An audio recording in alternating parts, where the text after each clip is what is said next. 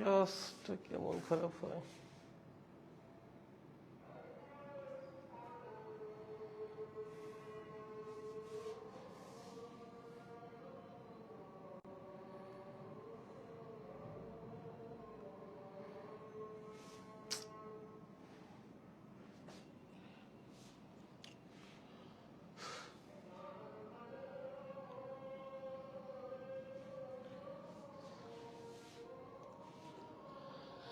ভাই তোমরা কোন পর্যন্ত শুনছো? আমি তো আসলে বলদ হয়ে গেলাম পুরা। মানে জীবনটা এমন খারাপ যাচ্ছে, এমন এমন ঘটনা ঘটতেছে। আমি এতক্ষণ ধরে পড়াচ্ছিলাম, ক্লাসটা কেটে গেছে, তোমরা কেউ একবার বলবা না আমাকে? আরে ভাই, ও মাই গড, কোন পর্যন্ত শুনছিস তোরা?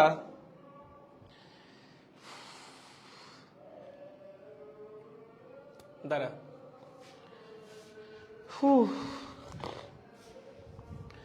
এই এই তোমরা কোন পর্যন্ত শুনছো আমাকে একটু বলো। দেখো এই যে এগুলো সব পড়াই ফেলছিলাম আমি, ক্লাস মাঝখান দিয়ে কাইটা গেছে। এগুলো কি শুনছো তোমরা? একটু জানাও আমাকে। আমি দেখলাম ক্লাস কাটছে, আমি মানে খেয়াল করি নাই, কমেন্ট খেয়ালই করি নাই, আমি পড়াচ্ছিলাম ভাই। ইয়ে কিয়া হো গে, আমি তো এগুলো সব পড়াই ফেলছি। এদিকে ক্লাসই নাই। শিট। এই কোন পর্যন্ত শুনছো বলো বলো বলো। ও আবার এটা কই থেকে আসলো, দাঁড়াও। হ্যাঁ ঠিক আছে, কোন পর্যন্ত শুনছো তারপর থেকে শুরু করি। দাদা আপনাকে নাকি ঠান্ডা লাগতেছে। আরে দুরু তারা জীবনে একটা প্যারা খেয়ে বসে আছি, আমি এতক্ষণ পড়াই দিলাম, ক্লাস কাটে গেছে, তোমরা বলবা না ক্লাস কাটছে? সেকেন্ড ল পর্যন্ত। মানে জাস্ট এই পেজটা শুনছো, তারপর আর কিছু শুনোই নাই? মানে এই পেজের পর কি তোমরা আর কিছু শুনো নাই? সিরিয়াসলি? ও মাই গড, শিট। দাঁড়াও, একটা দুইটা তিনটা চারটা পাঁচটা স্লাইড পা লিখলাম নিচে নিচে। শিট। আচ্ছা ঠিক আছে, এই পেজ তো শুনছো না? এই পেজ তো শুনছো? এই পেজ তো শুনছো নাকি? একটু জানাবে আমাকে, একটু রেসপন্স করো। For a normal engine. আর ভালো লাগে না গো, ক্লাসের মধ্যে আসলে ক্লাস কেটে যায়, তার সামনে গেলে সে চলে যায়, জীবন থেকে দুর্দশাই যায় না। আর ভালো লাগে না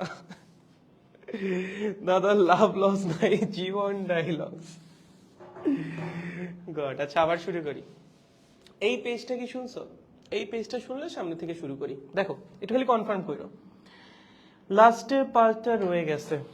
লাস্টের পার্টে তো তেমন কিছু ছিল না। আচ্ছা আবার বলি। তো এখানে যেটা বলতেছিলাম সেটা হলো, একটা ইঞ্জিনের কাজ কি? শক্তিকে কাজে রূপান্তর করা। আমরা এই চ্যাপ্টারে পড়াশোনা করব তাপ ইঞ্জিন বা হিট ইঞ্জিন নিয়ে। হিট ইঞ্জিন কি করবে? তাপ শক্তিকে কাজে রূপান্তর করবে। ঠিক আছে, গুড। এখন এই যে তাপ শক্তিকে কাজে যে রূপান্তর করবে, এই হিট ইঞ্জিনটা কোন নীতির উপর ডিপেন্ড করে বানানো হয়? তাপগতিবিদ্যার দ্বিতীয় সূত্রের উপর। ঠিক আছে, তাপগতিবিদ্যার দ্বিতীয় সূত্র কি বলে? তাপ শক্তিকে কখনোই পুরোপুরি কাজে রূপান্তর করা সম্ভব না। যখনই তুমি তাপ শক্তিকে কাজে রূপান্তর করতে যাবা, সেখানে লস থাকবে। মানে 100% তাপ শক্তিকে কখনোই কাজে রূপান্তর করতে তুমি পারবা না। ওকে, কিছু না কিছুটা লস হবে। এখন এই তাপগতিবিদ্যার দ্বিতীয় সূত্রের স্পেশালিটি কি? দেখো, তাপগতিবিদ্যার প্রথম সূত্র যখন আমরা পড়ছিলাম, তখন আমরা দেখছিলাম যে একটা তাপগতীয় প্রক্রিয়া যদি সিস্টেমের উপর রান করানো হয়, তাহলে সিস্টেমে কি কি পরিবর্তন আসবে, মানে তাপগতীয় প্রক্রিয়া চালানোর কারণে। কিন্তু আদৌ ওই তাপগতীয় প্রক্রিয়া সংঘটিত হবে নাকি হবে না, সেটা নিয়ে তাপগতিবিদ্যার প্রথম সূত্রে কিছুই বলা হয় নাই। সো এটা আমরা শিখবো তাপগতিবিদ্যার দ্বিতীয় সূত্র থেকে, যে তাপ শক্তির ফ্লো কোন দিকে হবে, বা তাপগতীয় কোনো একটা প্রক্রিয়া যে আমরা সিস্টেমের উপর রান করব, সেই প্রক্রিয়াটি কি আদৌ সংঘটিত হবে নাকি হবে না। এখন ধরো একটা এক্সাম্পল দিই তোমাদেরকে, কথায় কথায় উঠে আসলো। ধরো তুমি বললা, কে সাদ নাই? হ্যাঁ, আমার আমার ওয়াশরুমে।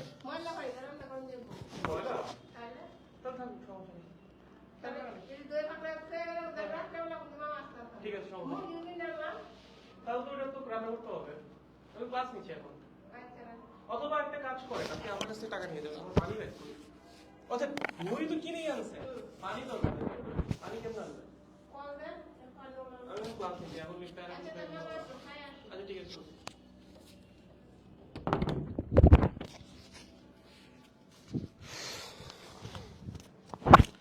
আচ্ছা যেখানে আমরা ছিলাম, কোথায় ছিলাম? তো প্যারা কেন জীবনে? আচ্ছা হ্যাঁ,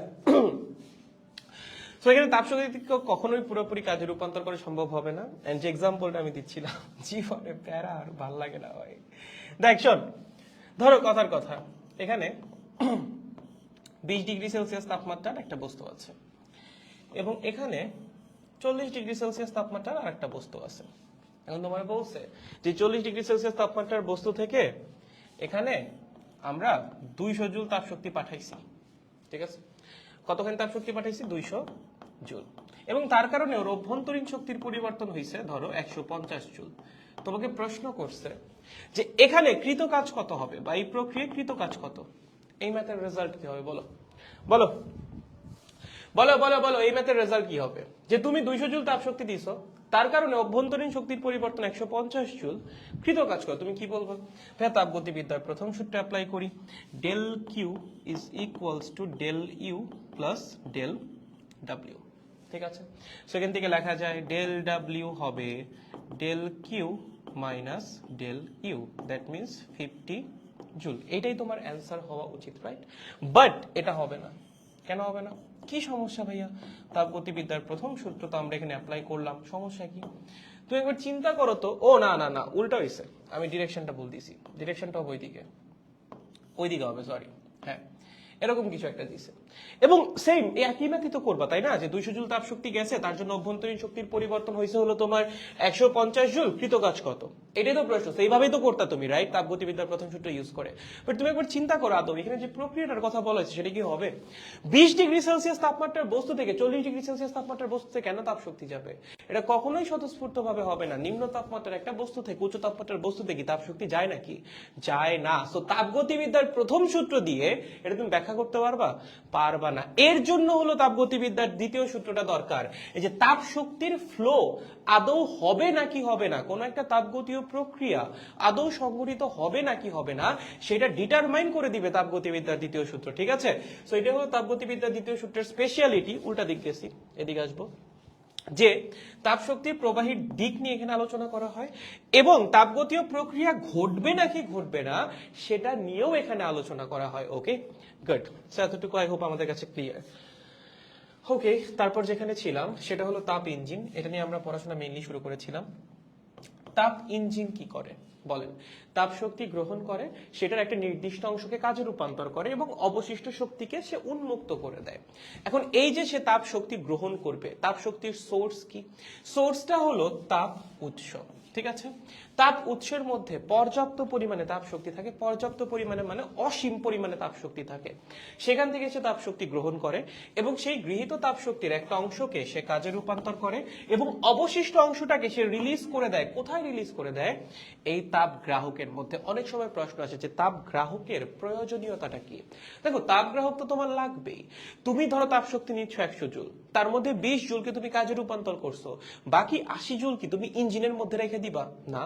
এরকম যদি করো তাহলে তো ইঞ্জিন গরম হয়ে যাবে, ঠিক আছে? সো প্রত্যেকটা সাইকেলে যতখানি করে তাপ শক্তি নষ্ট হচ্ছে, মানে যতখানি করে তাপ শক্তিকে তুমি কাজে রূপান্তর করতে পারতেছো না, সেটাকে তো আবার রিলিজ করে দেওয়া লাগবে। সেটাকে আমরা রিলিজ করি কোথায়? রিলিজ করি এই তাপ গ্রাহকের মধ্যে। বুঝতে পারছেন? সো আমাদের আসলে দুইটা লাগবে, দুইটা তাপের আধান লাগবে। একটা তাপ উৎস যেখান থেকে আমরা তাপ শক্তি গ্রহণ করব, আর একটা তাপ গ্রাহক যেখানে কি করা হবে? ইঞ্জিনে বেঁচে যাওয়া তাপ শক্তি বা নষ্ট হওয়া তাপ শক্তিকে রিলিজ করে দেওয়া লাগবে। যেমন একটা প্র্যাকটিক্যাল ইঞ্জিনের কথা যদি বলি, ধরো নর্মাল একটা গাড়ির ইঞ্জিন, ঠিক আছে? গাড়ির ইঞ্জিনে কি হয়? আমরা ফুয়েল বার্ন করি, রাইট? তেল বা গ্যাস যেটাই হোক সেটাকে বার্ন করি, বার্ন করে হিট প্রডিউস করি। সেই হিটটা দেয় হলো ইঞ্জিন। ওকে, ইঞ্জিন কি করে? সেই হিটটা রিসিভ করে। তার মানে এই যে ফুয়েল বার্ন যেখানে হচ্ছে, যেখানে তাপ শক্তিটা উৎপন্ন হচ্ছে, সেইটা হলো আমাদের তাপ উৎস। এটা কি আমাদের তাপ উৎস? ইঞ্জিন সেই তাপ উৎস থেকে তাপ শক্তি গ্রহণ করে এবং সেটার একটা অংশকে কাজে রূপান্তর করে। অবশিষ্ট তাপ শক্তি কই যায়? ইঞ্জিনে যে এক্সস্ট পাইপটা থাকে, ঠিক আছে, গাড়ির পিছনে দেখবে একটা এক্সস্ট পাইপ থাকে, বা বাইকেও কি থাকে, সাইডে একটা এক্সস্ট পাইপ থাকে। ওই এক্সস্ট পাইপ দিয়ে গরম ধোঁয়া নির্গমনের মাধ্যমে অবশিষ্ট তাপ শক্তি ইঞ্জিন বাইরে বের করে দেয়। তাহলে তাপ গ্রাহক কোনটা? প্র্যাকটিক্যাল লাইফে তাপ গ্রাহক কোনটা? প্র্যাকটিক্যাল লাইফে তাপ গ্রাহক হয় আমাদের পরিবেশ। ঠিক আছে, তো তাপ শক্তি গ্রহণ করে ইঞ্জিন, এই যে যেখানে ফুয়েল বার্ন হয় সেখান থেকে, সেটা হলো আমাদের তাপ উৎস। এটা কি আমাদের তাপ উৎস। এবং এই এক্সস্ট পাইপের মাধ্যমে হিট রিলিজ হয় কোথায়? পরিবেশে। তাহলে পরিবেশটা কি আমাদের? পরিবেশটা হলো তাপ গ্রাহক। ঠিক আছে, সহজ একদম, মনে থাকবে। ওকে, সো এটা হলো একটা প্র্যাকটিক্যাল মানে ইঞ্জিনের ব্যাপার স্যাপার। এখন এই যে তাপ উৎস বা তাপ গ্রাহক, এদের সম্মিলিতভাবে তাপের আধার বলা হয়, এবং এই তাপের আধারের মধ্যে ইনফাইনাইট অ্যামাউন্টের তাপ শক্তি থাকে। এখন এটা থাকার কারণটা কি? কারণ এখান থেকে তুমি যখন তাপ শক্তি গ্রহণ করবা বা এখানে যখন তুমি তাপ শক্তি বর্জন করবা, এদের টেম্পারেচার চেঞ্জ হওয়া যাবে না। যেমন একটা সমুদ্র, এখানে যেটা বোঝাচ্ছিলাম, একটা সমুদ্রে প্রচুর পরিমাণ পানি থাকে, বলতে গেলে ইনফাইনাইট অ্যামাউন্টের পানি থাকে। সেখান থেকে আপনি এক মগ পানি, এক বালতি পানি, এক ট্রাক পানি, যা খুশি নেন না কেন, সমুদ্রের পানির লেভেলে কি খুব বেশি চেঞ্জ আসবে? আসবে না। সিমিলারটা এখানেও, এখানে প্রচুর পরিমাণ তাপ শক্তি থাকে, তাপ উৎস বলো তাপ গ্রাহক বলো। সো এখানে কিছুটা পরিমাণ তাপ শক্তি রিলিজ করলে তার জন্য পরিবেশের তাপমাত্রা বা ইঞ্জিনের ভিতরের তাপমাত্রায় খুব বেশি চেঞ্জ হয় না। মানে ব্যাপারটা হলো এরকম, ধরো তুমি একটা জায়গায় বাইক চালাই যাচ্ছ, ঠিক আছে, তুমি বাইক চালাই যাওয়ার কারণে কি ওই জায়গাটা গরম হয়ে যাবে নাকি? না, খুব বেশি চেঞ্জ হয় না পরিবেশের তাপমাত্রা, ঠিক আছে। আদারওয়াইজ তো এতদিনে পরিবেশের তাপমাত্রা 200-300 ডিগ্রি সেলসিয়াস হয়ে যেত। ওকে, সো এখানে আসলে অসীম পরিমাণ তাপ শক্তি থাকে, তাপ উৎস বলো তাপ আধার বলো, এবং এগুলা থেকে তাপ শক্তি নেওয়ার জন্য বা এগুলাতে তাপ শক্তি ছেড়ে দেওয়ার কারণে এদের তাপমাত্রায় কোনো পরিবর্তন আসে না। ঠিক আছে, সো তাপ উৎসের তাপমাত্রা এবং তাপ গ্রাহকের তাপমাত্রা গৃহীত বা বর্জিত তাপ শক্তির উপর ডিপেন্ডেন্ট না। ওকে, ভেরি গুড, গেল। তাহলে আই হোপ তাপ উৎস তাপ গ্রাহক এগুলো আমরা বুঝে গেছি। এবার আমরা একটু সামনে আগাইতে পারি। ওকে, এবার আসেন ওই ইঞ্জিনের বেসিকটা দেখেন। এখানে যেটা হচ্ছে, মানে এগুলো সব একবার পড়াই ফেলছি অলরেডি, হ্যাঁ, বাট ক্লাস কাইটা গেছিল, আমি দেখিই নাই। যাই হোক, সো তাপ উৎস থেকে ইঞ্জিন একটা নির্দিষ্ট পরিমাণ তাপ শক্তি গ্রহণ করে, ধরেন Q1 পরিমাণ তাপ শক্তি গ্রহণ করতেছে, সেটার একটা অংশকে সে কাজে রূপান্তর করে, ধরেন W পরিমাণ অংশকে করতেছে, এবং অবশিষ্ট অংশটাকে সে তাপ গ্রাহকে উন্মুক্ত করে দেয় বা রিলিজ করে দেয়। তাহলে আমরা যেটা দেখলাম যে এই গৃহীত তাপ শক্তির একটা অংশ রূপান্তরিত হচ্ছে কাজে, এবং অবশিষ্টটা পরিবেশে রিলিজড হয়ে যাচ্ছে। তাহলে এখান থেকে কি লেখা যায়? Q1 is equals to Q2 plus W, কারণ এই Q2 আর W এই দুটো তো Q1 থেকেই আসছে। সো এখান থেকে আমরা লিখতে পারি W is equals to Q1 minus Q2, এবং এইটাই কিন্তু আমাদের ইঞ্জিনের আউটপুট। এখন আপনি বলতে পারেন যে ইঞ্জিনে তো আমরা দুইটা আউটপুট দেখতে পাচ্ছি, একটা হলো এই W যেটা ইঞ্জিন আমাদেরকে করে দিয়েছে, এবং আরেকটা হলো Q2 যেটা ইঞ্জিন বাইরে ছেড়ে দিছে। বাট আউটপুট হিসেবে আপনি কোনটা নেবেন? যেই উদ্দেশ্যে ডিভাইসটা বানাইছেন সেটা। আপনি কি এখানে নষ্ট তাপ শক্তি পাওয়ার জন্য ইঞ্জিন বানাইছেন? না, আপনি ইঞ্জিন বানাইছেন কৃত কাজ পাওয়ার জন্য। So this is your output. Okay, তাহলে আউটপুট কোনটা? কৃত কাজ। ইনপুট কোনটা? ইঞ্জিন এই যে তাপ শক্তিটা গ্রহণ করতেছে এইটা হলো ইনপুট, এই যে Q1 যেটা, ঠিক আছে। তাহলে আমাদের ইনপুটটা হলো Q1, আউটপুটটা হলো কি? W। তাহলে এফিসিয়েন্সি কি হবে? Output divided by input, that means W by Q1 multiplied by 100%। ঠিক আছে, এইটা কি আমাদের ইঞ্জিনের এফিসিয়েন্সি। বুঝতে পেরেছো? একদম সহজ। এবং এখান থেকে আমরা লিখতে পারি যে W এর পরিবর্তে Q1 মাইনাস Q2 লিখতে পারি। So 1 minus Q2 by Q1 multiplied by 100%। এটা আমাদের জেনারেল ইকুয়েশন যে কোনো হিট ইঞ্জিনের জন্য। যে কোনো হিট ইঞ্জিনের জন্য এফিসিয়েন্সি তুমি এই ফর্মুলা দিয়ে বের করতে পারো। ঠিক আছে, এখানে আরো দুটো প্রশ্ন আসতে পারে, এই যে অনুধাবনমূলক। একটা হলো এফিসিয়েন্সি কখনোই 100% হওয়া সম্ভব নয়, কেন?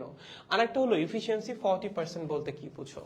প্রথমটাই যদি আসি, দেখো এফিসিয়েন্সি 100% হওয়ার জন্য অবশ্যই গৃহীত তাপ শক্তির পুরাটাকে কাজে রূপান্তর করা লাগবে।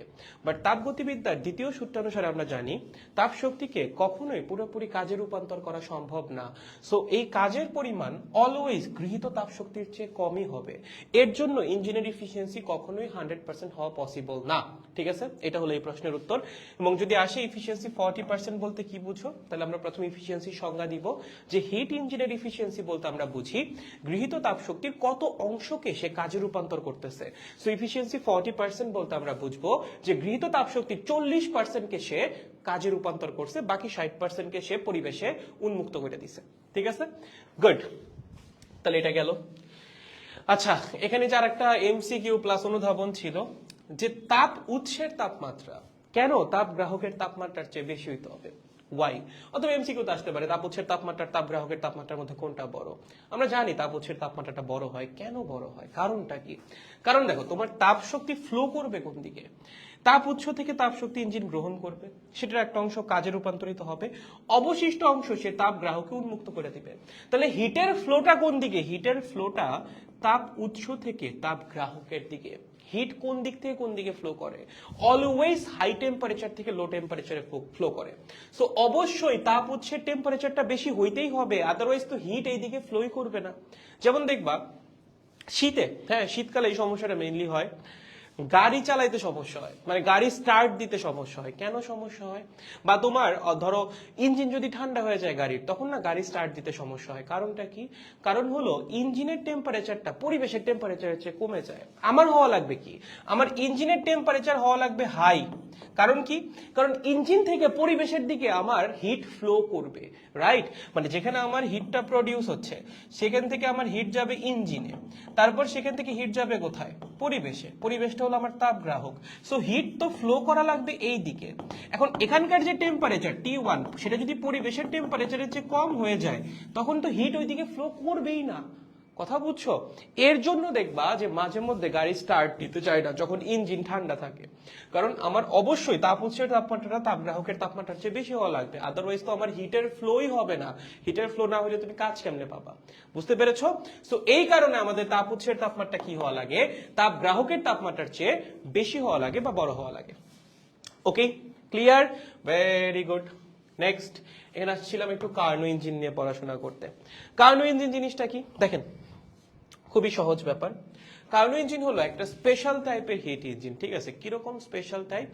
এখানে হিট ইঞ্জিনটা রান করবে একটা সাইক্লিক প্রসেসে। ওকে, মানে আমরা যে হিট ইঞ্জিনটাকে রান করাবো, কি প্রসেসে রান করাবো? একটা সাইক্লিক বা একটা চক্রাকার প্রক্রিয়ায় রান করাবো। ঠিক আছে, এবং এই চক্রাকার প্রক্রিয়াটা অবশ্যই হইতে হবে একটা প্রত্যাবর্তী প্রক্রিয়া। এখন আপনি একবার চিন্তা করে দেখেন, এই যে প্রত্যাবর্তী প্রক্রিয়া, এটা কোনো প্র্যাকটিক্যাল এক্সিস্টেন্স আছে না, এটা একটা আদর্শ প্রক্রিয়া। এর জন্য কার্নো ইঞ্জিনেরও কোনো বাস্তব অস্তিত্ব নাই। ঠিক আছে, কার্নো ইঞ্জিনটাও একটা কমপ্লিট হাইপোথিসিস বা একটা থিওরিটিক্যাল ইঞ্জিন। ওকে, এটার প্র্যাকটিক্যাল কোনো এক্সিস্টেন্স নাই, কারণ ও একটা প্রত্যাবর্তী প্রক্রিয়ায় রান করে, এবং এই প্রত্যাবর্তী প্রক্রিয়ার যেহেতু কোনো বাস্তব অস্তিত্ব নাই, এর জন্য কার্নো ইঞ্জিনেরও কোনো বাস্তব অস্তিত্ব নাই। এই যেখানে লেখা আছে, তাপ শক্তিকে যান্ত্রিক শক্তিতে রূপান্তর করার জন্য সাদি কার্নো সকল দোষ ত্রুটি মুক্ত যে আদর্শ ইঞ্জিনের পরিকল্পনা করেন, সেটাকেই বলা হয় কি? Karnaugh engine. মানে যখন তুমি একটা জিনিসকে প্রত্যাবর্তী প্রক্রিয়ায় রান করাবা, তখন তো সে পারফেক্ট ভাবে রান করবে। মানে ওর উপর তুমি কোনো প্র্যাকটিক্যাল ইফেক্টের কথা চিন্তাই করতেছো না। ধরো তুমি একটা প্র্যাকটিক্যাল ইঞ্জিন ডিজাইন করবা, তখন সেখানে তোমার অনেক কিছু চিন্তা করা লাগবে। প্রথম কথা, ওই ইঞ্জিনটা কোন এলাকায় চলতেছে। বাংলাদেশের জন্য একরকম, বাইরের কান্ট্রির জন্য অবশ্যই আর একরকম হবে, কারণ দুই জায়গার এনভায়রনমেন্ট দুই রকম। ওকে, সো তুমি যখন একটা প্র্যাকটিক্যাল ইঞ্জিন ডিজাইন করতেছো, অনেক বেশি জিনিসপাতি, তোমার আশেপাশের জিনিসপাতি তোমার চিন্তা করা লাগতেছে। বাট যখন তুমি একটা আইডিয়াল ইঞ্জিন ডিজাইন করবা, তখন তোমার এত কিছু চিন্তা করারই দরকার নাই, যেটা সাদি কার্নো করেছিলেন, যে সকল দোষ ত্রুটি মুক্ত একটা আদর্শ ইঞ্জিন সে পরিকল্পনা করে ফেলছিল।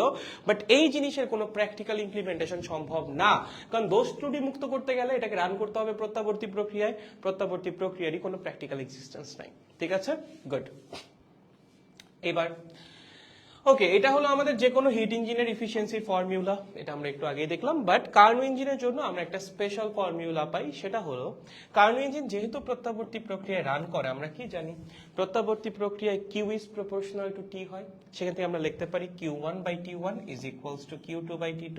সো Q1/Q2 কে বলছি, Q2/Q1 কে আমরা চাইলে T2/T1 দিয়ে রিপ্লেস করতে পারি, সেটাই করেছি। সো এইটা হলো আমাদের কার্নো ইঞ্জিনের জন্য ইফিসিয়েন্সির ফর্মুলা, এবং এটা শুধুমাত্র কার্নো কার্নো ইঞ্জিনের জন্য applicable efficiency is equals to 1 minus T2 by T1 multiplied by 100%। এটা তুমি কার্নো ইঞ্জিন ছাড়া অন্য কোনো ইঞ্জিনে অ্যাপ্লাই করতে পারবা না, ঠিক আছে? এটা তুমি যে কোনো হিট ইঞ্জিনের জন্য অ্যাপ্লাই করতে পারবা, বাট এই যে জিনিসটা এটা শুধুমাত্র কার্নো ইঞ্জিনের জন্য অ্যাপ্লিকেবল, বা কোনো ইঞ্জিন যদি প্রত্যাবর্তী প্রক্রিয়ায় রান করে তার জন্য অ্যাপ্লিকেবল, ঠিক আছে?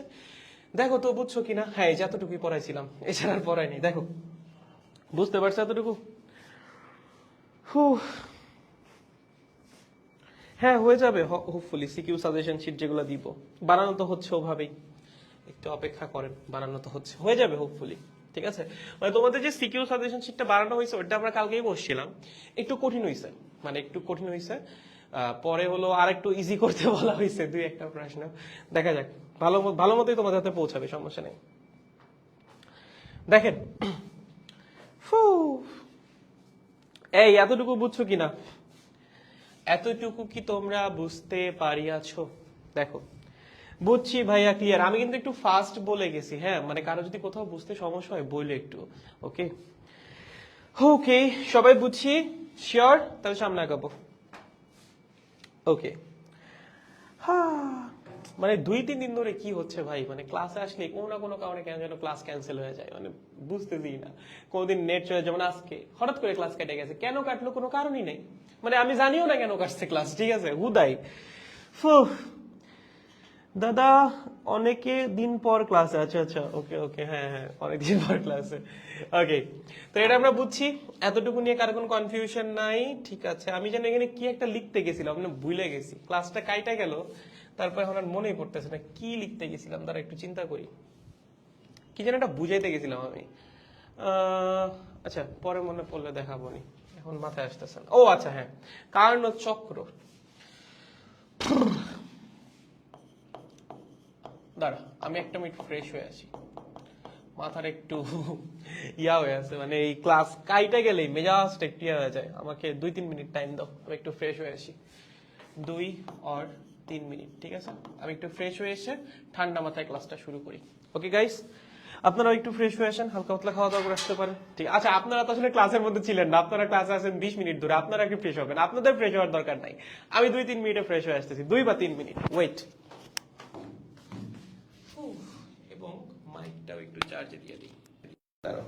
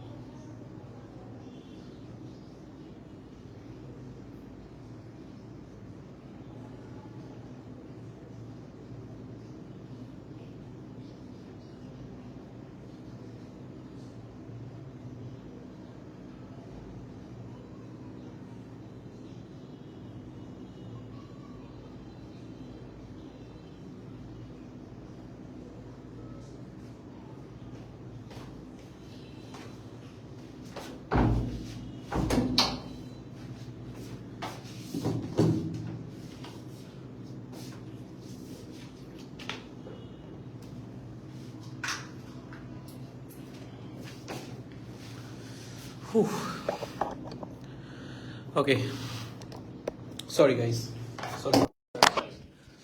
Okay, I guess we are properly back. Yes, is everything all right?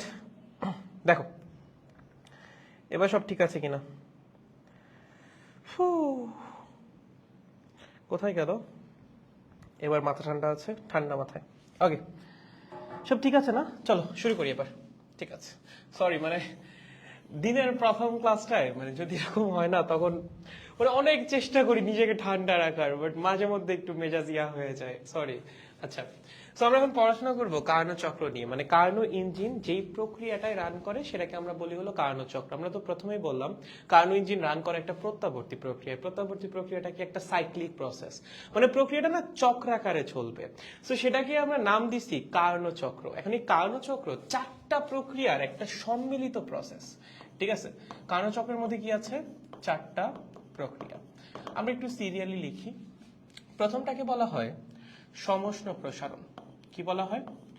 সমষ্ণ প্রসারণ। ঠিক আছে, তারপর হয় একটা রুদ্ধতাপীয় প্রসারণ। ঠিক আছে, রুদ্ধতাপীয় প্রসারণ। ওকে, তারপর হয় সমষ্ণ সংকোচন। ওকে, সমষ্ণ সংকোচন। তারপর হয় কি? রুদ্ধতাপীয় সংকোচন। ঠিক আছে, এই হলো চারটা প্রক্রিয়া, যে চারটা চলতে থাকে একটার পর একটা, এভাবে সাইক্লিক প্রসেসে এক একটা কার্নো চক্র রান হয়। এবং যখন শেষ হয়ে যাবে মানে গ্র্যাজুয়ালি চলবে, তো এটার পর এইটা, তারপর এইটা, তারপর এইটা, এবং শেষ হওয়ার পর আবার এখানে ব্যাক করবে। এবং এইটা আমাদের মাথায় রাখা লাগবে, একটা কার্নো চক্র কমপ্লিট হওয়ার পর ইঞ্জিন একদম শুরুর অবস্থায় ফিরে যাবে। ঠিক আছে, একটু মাথায় রেখো সেটা কি। একটা কার্নো চক্র কমপ্লিট হওয়ার পর, একটা কার্নো চক্র কমপ্লিট হওয়ার পরে ইঞ্জিন একদম আগের অবস্থায় ফিরে যাবে। ঠিক আছে, ইঞ্জিন কি করবে? একদম পুরোপুরি আগের অবস্থায় ব্যাক করবে, একদম আগের অবস্থায় ফিরে যাবে। কেন কেন এরকম? কারণ প্রত্যাবর্তী প্রক্রিয়ার রুলস কি ছিল বলো? বলো বলো বলো, প্রত্যাবর্তী প্রক্রিয়ার নিয়ম কি ছিল? যে প্রক্রিয়া শেষ হওয়ার পর আমার সিস্টেম একদম আগের অবস্থায় ব্যাক করা লাগবে।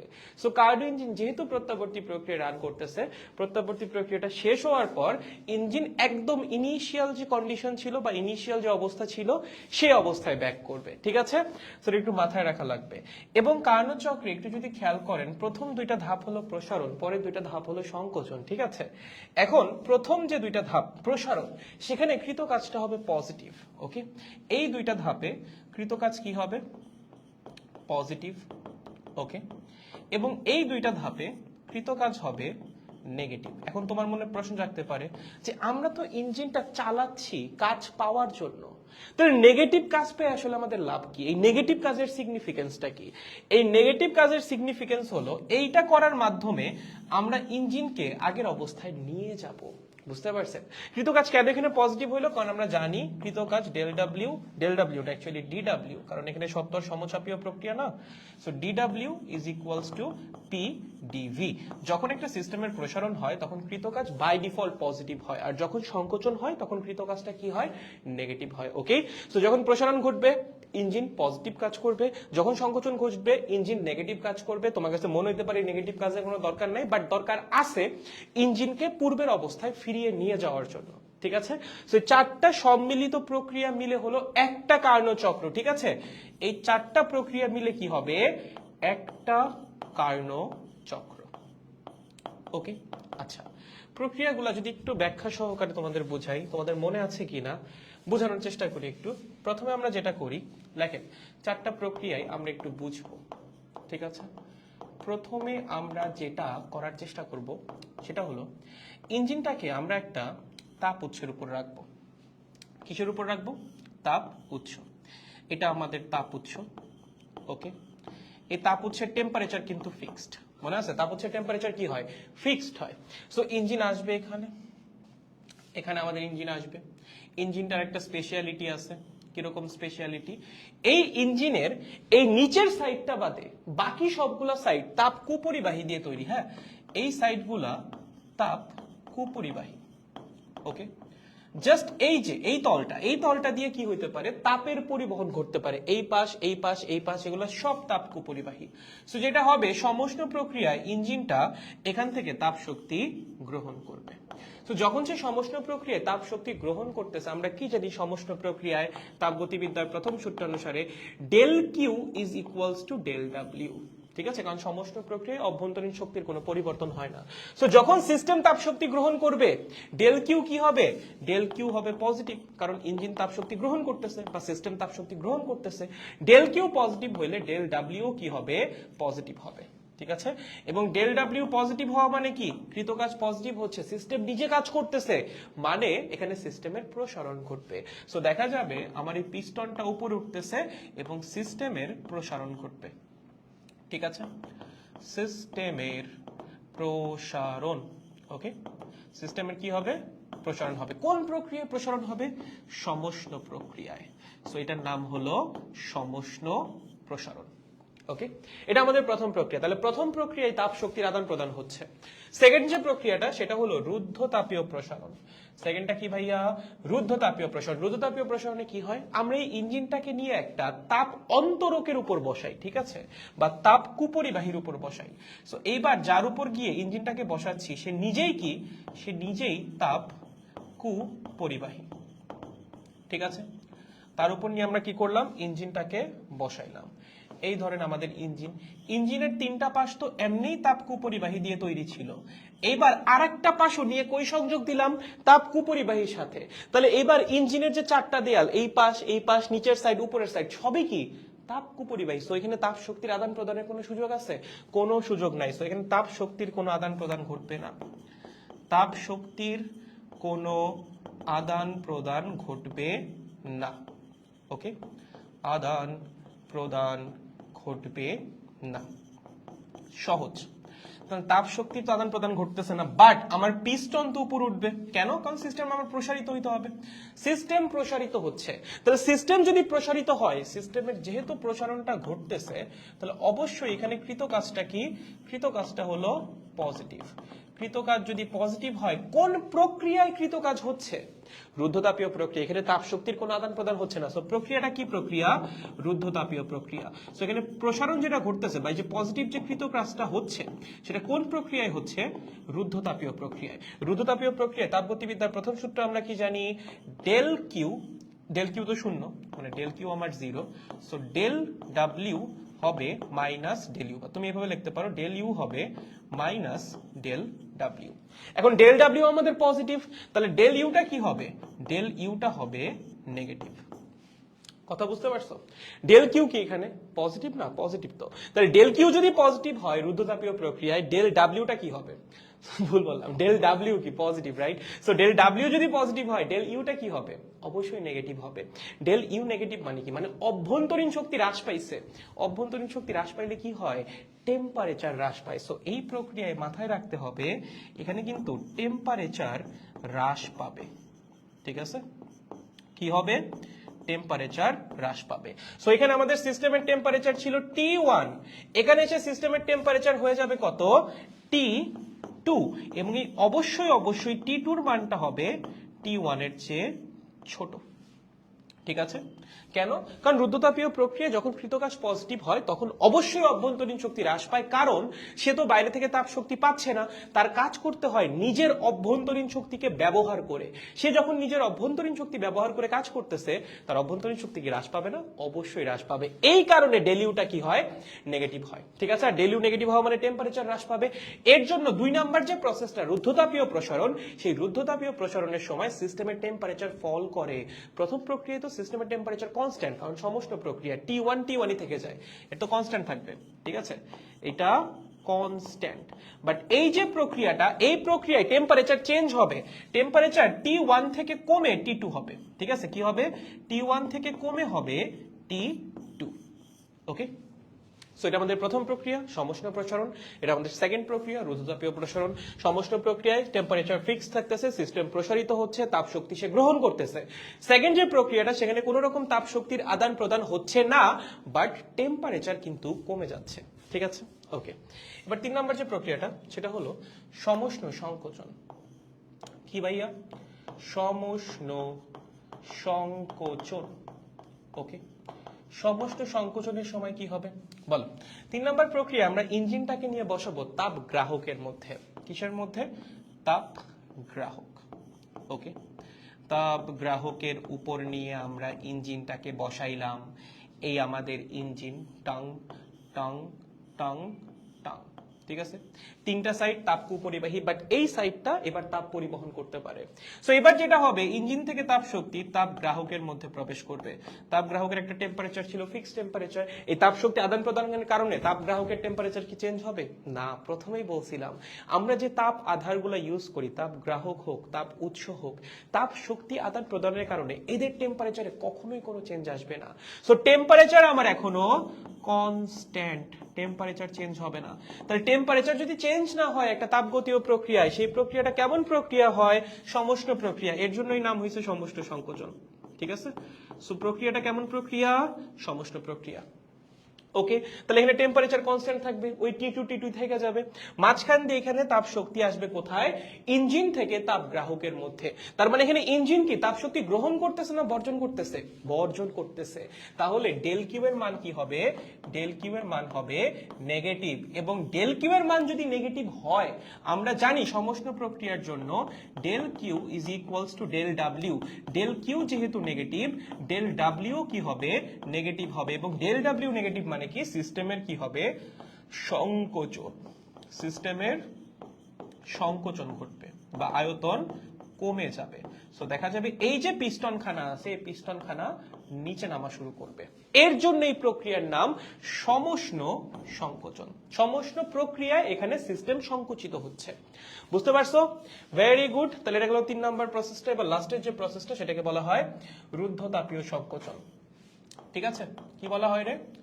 রুদ্ধতাপীয় সংকোচন। রুদ্ধতাপীয় সংকোচনে কি হবে? আবার আমরা একটা তাপ অন্তরকের মধ্যে নিয়ে বসাবো আমাদের সিস্টেমটাকে। সো চলো, এটা আমাদের সেই তাপ অন্তরক। তার মধ্যে নিয়ে আমরা কি করব? সিস্টেমটাকে বসাবো, বা তাপ কুপরিবাহীও লিখতে পারো। ওকে, সো এটার উপর গিয়ে আমরা ইঞ্জিনটাকে বসাবো। ফাইন। ওকে, সো এবার আমার ইঞ্জিন তো নিচে নামতেছে। ভেরি গুড, নামতেছে নিচে, পিস্টন নিচে নামতেছে, ইঞ্জিন সংকুচিত হচ্ছে। ইঞ্জিন যদি সংকুচিত হয় বা সিস্টেম যদি সংকুচিত হয়, কৃতকাজ কি হবে?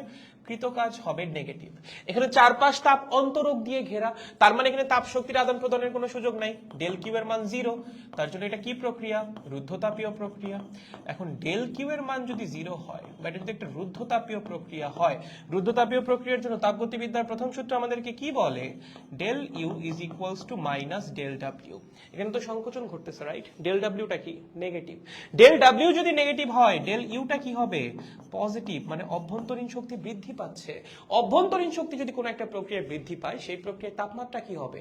অবশ্যই বৃদ্ধি পাবে। তার মানে এই প্রক্রিয়ায় টেম্পারেচার বৃদ্ধি পাবে। ঠিক আছে? কি হবে? টেম্পারেচারটা বৃদ্ধি পাবে। খুবই সহজ। টেম্পারেচার ছিল কত? T2, বৃদ্ধি পেয়ে কত হবে? বৃদ্ধি পেয়ে আবার আগের টেম্পারেচার T1 এ ফিরে যাবে। সো T1 অবশ্যই গ্রেটার দেন T2। ওকে, তাহলে চারটাই যে প্রক্রিয়া, চারটা প্রক্রিয়াটাকে যদি আমরা একটু সাম আপ করার ট্রাই করি, আমি একবারে তোমাদের লিখে দেই।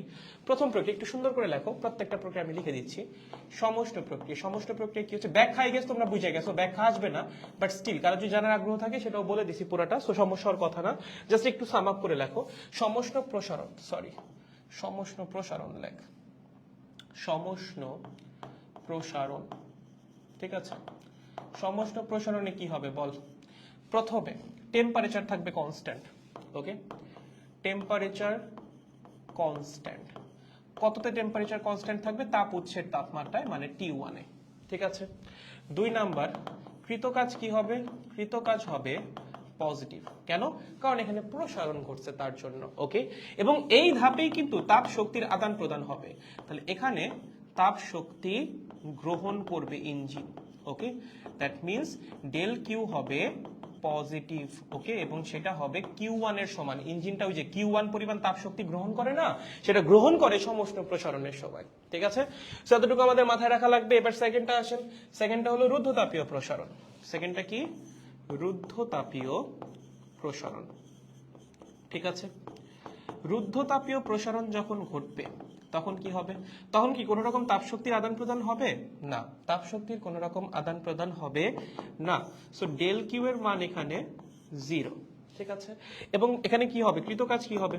পজিটিভ না নেগেটিভ? অবশ্যই কৃতকাজটা পজিটিভ। কেন? কারণ সিস্টেমের প্রসারণ ঘটতেছে। এখন রুদ্ধতাপীয় প্রক্রিয়ায় যদি কৃতকাজ পজিটিভ হয়, অভ্যন্তরীণ শক্তির পরিবর্তন কিরকম হয়? অভ্যন্তরীণ শক্তির পরিবর্তন হবে negative. What does it mean? Temperature কমে যাবে, ঠিক আছে? টেম্পারেচার কমে যাবে। কমে কত থেকে কত হবে? T1 থেকে কমে T2 হবে। তার মানে যখন রুদ্ধতাপীয় প্রসারণ প্রক্রিয়াটা শেষ হবে, প্রক্রিয়াটা শেষ হওয়ার পর সিস্টেমের টেম্পারেচার হয়ে যাবে কত? T2, ঠিক আছে? এবং অবশ্যই T2 এর মানটা T1 এর চেয়ে কম। গ্রেট, বুঝতে পারছি। এবার আসেন 3 নাম্বার যে প্রক্রিয়াটা, সেটা হলো সমষ্ণ সংকোচন। জাস্ট এইটার উল্টা জিনিসগুলো হবে, আর কিছু না। সমষ্ণ সংকোচন। সমষ্ণ সংকোচনের জন্য আমরা কি কি লিখতে পারি ভাইয়া? বলো, এখানে কি হয়েছিল? টেম্পারেচার কনস্ট্যান্ট ছিল, রাইট? সো এখানেও টেম্পারেচার থাকবে কনস্ট্যান্ট। এবং কততে টেম্পারেচার কনস্ট্যান্ট থাকবে? বলো, এখন সিস্টেমের টেম্পারেচার কত? এখন কি সিস্টেমের টেম্পারেচার T1 নাকি? না, এইটা হওয়ার আগে তো রুদ্ধতাপীয় প্রসারণ ঘটতেছে। রুদ্ধতাপীয় প্রসারণের মাধ্যমে সিস্টেমের টেম্পারেচার T1 থেকে চেঞ্জ হয়ে T2 হচ্ছে। সো যখন সমষ্ণ সংকোচনটা চলবে, তখন কিন্তু সিস্টেমের টেম্পারেচার T2 তেই কনস্ট্যান্ট থাকবে, ঠিক আছে? সো টেম্পারেচার কনস্ট্যান্ট থাকবে কততে? T2 তে, ওকে? এখানে কি হয়েছিল? কৃতকাজ হয়েছিল পজিটিভ, কারণ প্রসারণ হয়েছিল। বাট এখানে যেহেতু সংকোচন হয়েছে, কৃতকাজটা কি হবে? নেগেটিভ হবে। আর এখানে তাপ শক্তি গ্রহণ হয়েছিল, রাইট? এখানে কি হবে? তাপ শক্তির বর্জন ঘটবে। সো এখানে তাপ শক্তি বের হয়ে যাবে। ডেল কিউ এর মান হবে নেগেটিভ, এবং সেটা হবে Q2 সমান বা মাইনাস Q2 সমান, মানে Q2 পরিমাণ তাপ শক্তি সিস্টেম থেকে পরিবেশে বের হয়ে যাবে, ঠিক আছে? সো এটা হলো 3 নাম্বারটা। এবার আসেন 4 নাম্বার। 4 নাম্বারটা কি? 4 নাম্বারটা হলো রুদ্ধতাপীয় সংকোচন। রুদ্ধতাপীয় সংকোচন, ঠিক আছে? রুদ্ধতাপীয় সংকোচনে কি হবে বলেন? এই যে এটার উল্টাগুলো হবে। প্রথম কথা, অবশ্যই তাপ শক্তির কোনো আদান প্রদান হবে না। সো ডেল কিউ এর মান 0, যেহেতু রুদ্ধতাপীয় প্রক্রিয়া। এখানে কি ঘটতেছে? সংকোচন ঘটতেছে, রাইট? তাহলে অবশ্যই ডেল ডাব্লিউ এর মানটা হবে নেগেটিভ। কি হবে? Negative, okay? যেহেতু del Q 0, del W negative, তাহলে অবশ্যই ডেল ইউ এর মানটা হবে পজিটিভ, মানে তাপমাত্রা কি হবে? বৃদ্ধি পাবে। বৃদ্ধি পেয়ে কত হবে? টেম্পারেচার ছিল T2, রাইট? এটার আগে টেম্পারেচার কত ছিল? T2 ছিল। এখন এই টেম্পারেচারটা বৃদ্ধি পেয়ে একদম আগের টেম্পারেচারে ফিরে যেতে হবে। কেন যেতে হবে? কারণ এটা একটা সাইক্লিক প্রসেস। সাইকেল শেষ হওয়ার পর তোবার আবার আগের অবস্থায় যাইতে হবে, মানে চাপ, আয়তন, তাপমাত্রা সবকিছু আগেরটা হওয়া লাগবে, শুরুতে যেটা ছিল। শুরুতে টেম্পারেচার কত ছিল? T1। সো এবার টেম্পারেচারটা বৃদ্ধি পেয়ে, টেম্পারেচার তো বৃদ্ধি পাবে, বৃদ্ধি পেয়ে কত থেকে কত হওয়া লাগবে? বৃদ্ধি পেয়ে T2 থেকে T1 হওয়া লাগবে, ঠিক আছে? সো এই হলো 4টা প্রক্রিয়ার একদম সামারি, পুরোটাই লেখা আছে। আই হোপ দেখলে বুঝতে পারার কথা, ওকে? সো 4টা প্রক্রিয়া যদি বুঝে থাকি, এবার গ্রাফটা বুঝলে আমাদের আসলে কার্নো ইঞ্জিন বোঝাটা শেষ। গ্রাফটাও আমি একবারে বুঝাই দিই, স্লাইডে লেখা আছে, বাট আমি আমার মতো করে একটু বুঝাই। খেয়াল করো, গ্রাফটা হলো P ভার্সেস V এর গ্রাফ, ঠিক আছে? এই বরাবর P, এই বরাবর V। সো আমরা অলরেডি জানি সমষ্ণ রেখার ঢালের চেয়ে রুদ্ধতাপীয় রেখার ঢাল বেশি হয়। সো সমষ্ণ রেখার চেয়ে কিন্তু রুদ্ধতাপীয় রেখা বেশি স্লোপি বা বেশি ঢালু হবে, ওকে? সো গ্রাফটা দেখতে হবে, ধরো এটা 1 নাম্বার অবস্থান, এটা 2 নাম্বার, এটা হলো 3 নাম্বার, এবং এটা হলো 4 নাম্বার। হ্যাঁ, মোটামুটি মনে হয় ঠিক আছে। না, 4 নাম্বারটাকে আরেকটু উপরে দিতে হবে। এই হলো 4 নাম্বার, ওকে? সো এই একটা, এই একটা, 4 নাম্বারটা সুন্দর হয় নাই, এখানে 2 4 নাম্বারটা দ্বারা, ওকে?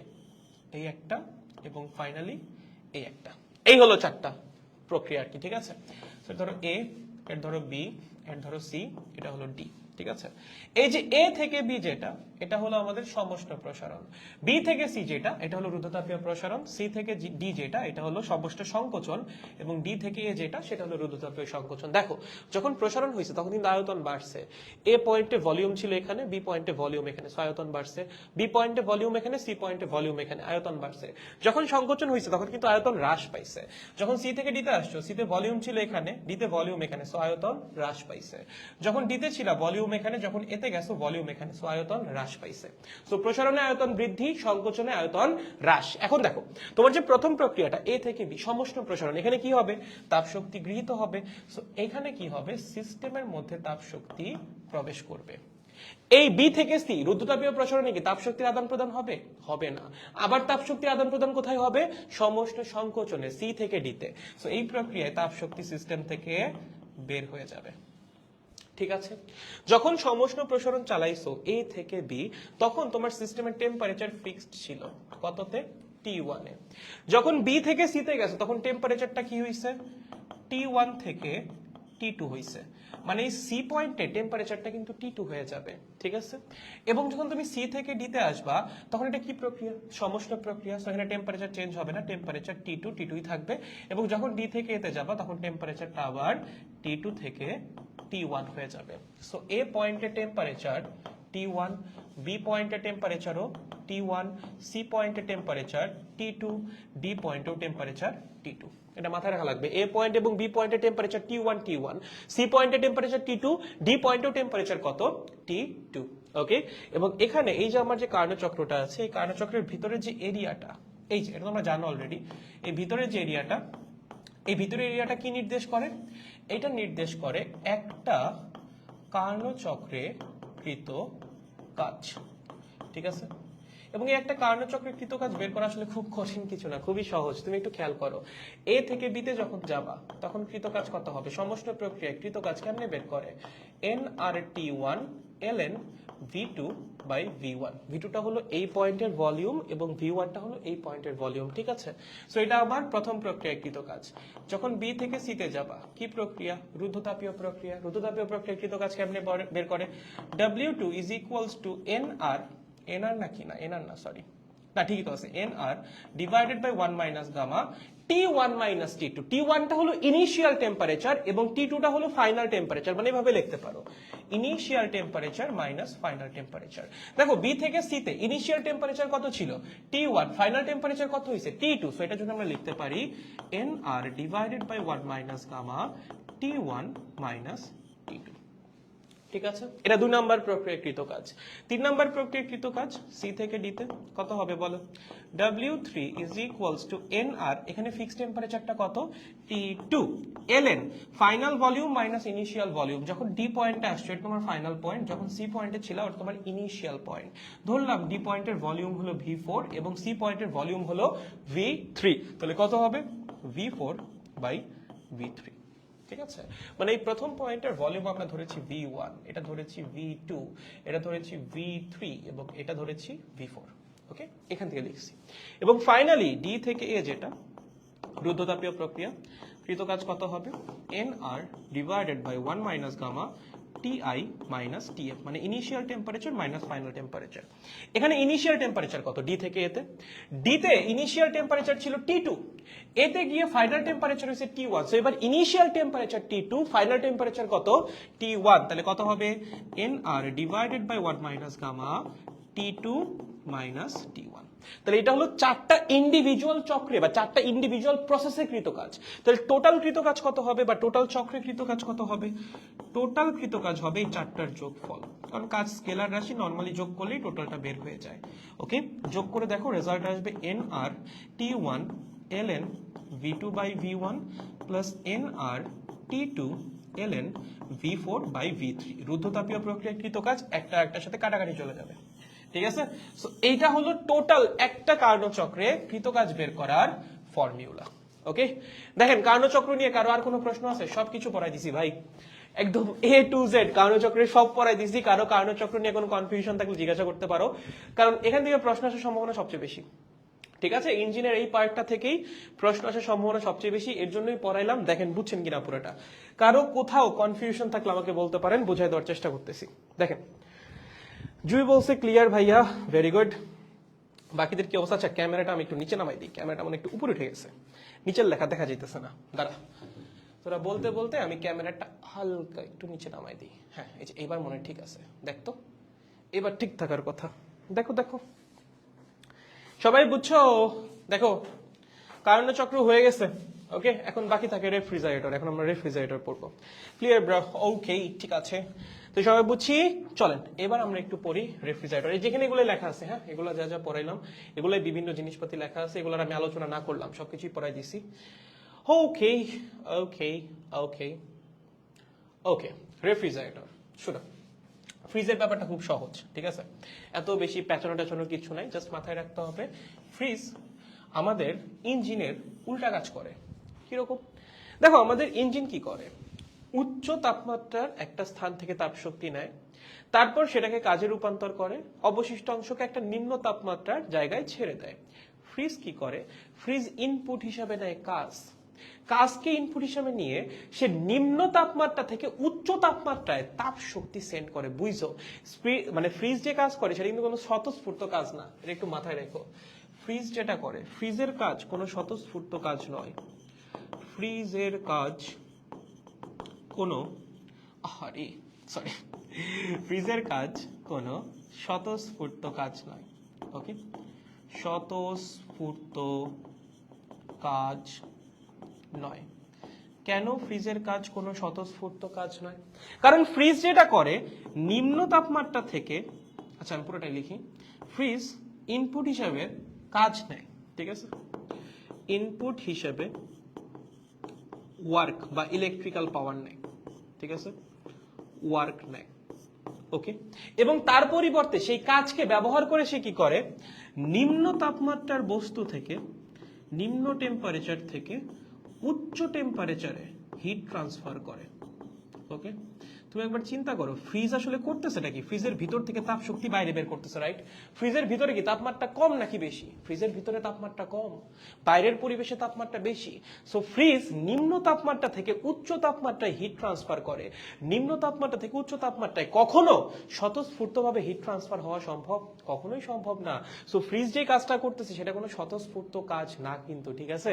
সে একটা কাজ ব্যবহার করে তারপর এই জিনিসটা করতেছে। এর জন্যই কিন্তু ফ্রিজকে অপারেট করার জন্য আমাদের ওয়ার্ক লাগে। কাজ ছাড়া তুমি ফ্রিজকে কখনোই অপারেট করতে পারবে না, ঠিক আছে? ওকে, সো আমি ফ্রিজের ব্যাপারটা তোমাদের একবারই বুঝাই দিই, একবারই বুঝে যাবা, সমস্যা নেই। দেখো, সো হলো ফ্রিজ, বুঝো এটা কি? এটা হলো ফ্রিজ। ওকে, ফ্রিজের ভিতরে ধরেন টেম্পারেচার হলো T2, এটা কি ফ্রিজের ভিতরের তাপমাত্রা। আর ফ্রিজের বাইরের যে তাপমাত্রা সেটা হলো T1, তাহলে এটা আমাদের পরিবেশের তাপমাত্রা। ওকে, আচ্ছা ফ্রিজের সাথে এরকম ইলেকট্রিক্যাল কানেকশন দেওয়া থাকে। ওকে, এই বরাবর কারেন্ট আসে আর কি। সো কারেন্ট আসে মানে কি, ফ্রিজ একটা ইলেকট্রিক্যাল ইনপুট নিচ্ছে। ওকে, এটা কি ফ্রিজের ইলেকট্রিক্যাল ইনপুট। ফ্রিজ সবসময় ইলেকট্রিক্যাল ইনপুটই নেয়। ওকে, এই ইলেকট্রিক্যাল ইনপুটের মান আপনি কেমনে বের করতে পারেন? ওই যে তোমার ওই যে কি বলে চলতরিতে ছিল না কৃত কাজ বা শক্তি বের করার ফর্মুলা, তড়িৎ শক্তি I²RT VIT, তারপর V²/R×T, এগুলা দিয়ে তুমি বের করতে পারো ফ্রিজের ইনপুটটা। অনেক ক্ষেত্রে দেওয়া থাকে, অনেক ক্ষেত্রে দেওয়া থাকে না। যদি দেওয়া না থাকে এভাবে ফর্মুলা অ্যাপ্লাই করে তুমি ফ্রিজের ইনপুটটা বের করবা। সো ফ্রিজের যে ইনপুটটা সেটা হয় কি ইলেকট্রিক্যাল ইনপুট। ওকে, এখন ফ্রিজ এই ইলেকট্রিক্যাল ইনপুট ব্যবহার করে কি করে? ধরো ফ্রিজের ভিতরে একটা খাবার আছে। ওকে, ফ্রিজের ভিতরে কি আছে? একটা খাবার আছে। হ্যাঁ, সো যখন এই যে এই ইলেকট্রিক্যাল ইনপুটটা এটা নেয় কে? আমি বলি একটু, তারও ভালো মতোই বুঝাইতে হবে, বুঝছি, এমনি করে ভাঙ্গা ভাঙ্গা বুঝে লাভ হবে না। এখানে একটা কার্যনির্বাহী পদার্থ থাকে। ওকে, এভাবে ধরো কুণ্ডলি পেঁচানো থাকে, আমি তো প্রপারলি লিখতে পারতেছি না। কি থাকে? কার্যনির্বাহী পদার্থ। ওকে, কার্যনির্বাহী পদার্থ। এই কার্যনির্বাহী পদার্থের উপর এই কাজটা করা হয়। এই কাজটা করা হয় কার উপরে? যে কাজটা করতেছো এই কাজটা, যে ইলেকট্রিক্যাল ইনপুট তুমি যেটা দিচ্ছ কাকে? ওই কার্যনির্বাহী পদার্থের উপর। যেমন ধরো ফ্রিজের মধ্যে আমরা বিভিন্ন এসএফসি গ্যাস ইউজ করি, ঠিক আছে? মানে যে তোমার এসএফসি বলতেছি আমি, কি বলে ওগুলাকে? ওই ক্লোরোফ্লোরোকার্বন, মানে ওই যে সিএফসি টাইপের, ঠিক আছে? ওই টাইপের জিনিসপাতি ইউজ করি। সো এই কাজ আমরা করি, এই কাজ করি কার্যনির্বাহী পদার্থের উপর। কার্যনির্বাহী পদার্থের উপর। ওকে, সো যখন একটা বস্তুর মধ্যে কাজ করা হয় তখন তার মধ্যে কি হয়, শক্তি জমা হয়। সো এই যে আমরা ডাব্লিউ পরিমাণ কাজটা কার্যনির্বাহী পদার্থের উপর করলাম, এই সমপরিমাণ শক্তি কার মধ্যে গিয়ে জমা হবে, ওই কার্যনির্বাহী পদার্থের মধ্যে জমা হবে। সো এই কার্যনির্বাহী পদার্থের মধ্যে অলরেডি ডাব্লিউ পরিমাণ এনার্জি আছে, ঠিক আছে, ডাব্লিউ পরিমাণ এনার্জি আছে। কেন? কারণ আমরা ওর উপর ডাব্লিউ পরিমাণ কাজ করছি। এখন এই কার্যনির্বাহী পদার্থ কি করবে, এই ফ্রিজের ভিতরে যে খাবার আছে এই খাবার থেকে তাপ শক্তি শোষণ করবে। কারণ আলটিমেট গোলটা কি, ফ্রিজের ভিতরে খাবারকে ঠান্ডা করা। ফ্রিজের ভিতরে খাবার কখন ঠান্ডা হবে, যখন এখান থেকে তাপ শক্তি তুমি বাইর করে দিবা, রাইট? সো কার্যনির্বাহী পদার্থ যেটা করবে, ফ্রিজের ভিতরে থাকা খাবার থেকে তাপ শক্তি বের করে নিবে। ওকে, সো ধরো ফ্রিজের ভিতরে থাকা খাবার থেকে Q2 পরিমাণ তাপ শক্তি এই কার্যনির্বাহী পদার্থ বের করে নিচ্ছে। কার্যনির্বাহী পদার্থের কাছে অলরেডি ডাব্লিউ পরিমাণ শক্তি ছিল, কিভাবে, এই যে আমরা কাজ করছি ওর উপর, তার জন্য সে কি করলো, ফ্রিজের ভিতরে থাকা খাবার থেকে Q2 পরিমাণ শক্তি বের করে নিল। তাহলে এখন তার কাছে কতখানি শক্তি আছে, যখন সে Q2 পরিমাণ তাপ শক্তি বের করে নিবে তখন তার কাছে টোটাল শক্তির পরিমাণ হবে ডাব্লিউ প্লাস Q2।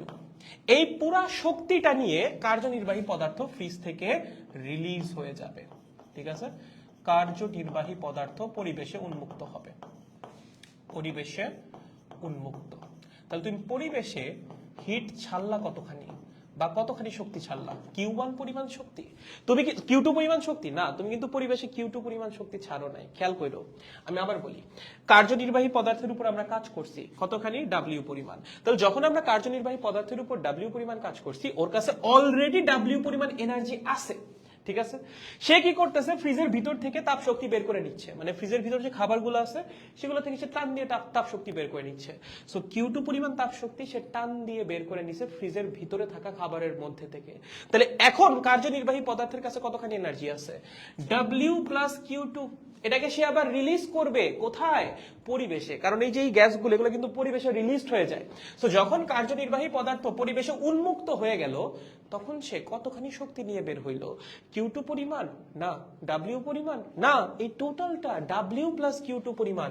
সো পরিবেশে উন্মুক্ত তাপ শক্তির পরিমাণ হবে Q2 প্লাস ডাব্লিউ। এইবার বুঝতে পারছো ফ্রিজ আসলে কাজটা করতেছে কেমনে। সো Q2 পরিমাণ তাপ শক্তি ফ্রিজের ভিতরের খাবার থেকে আমরা বের করতেছি।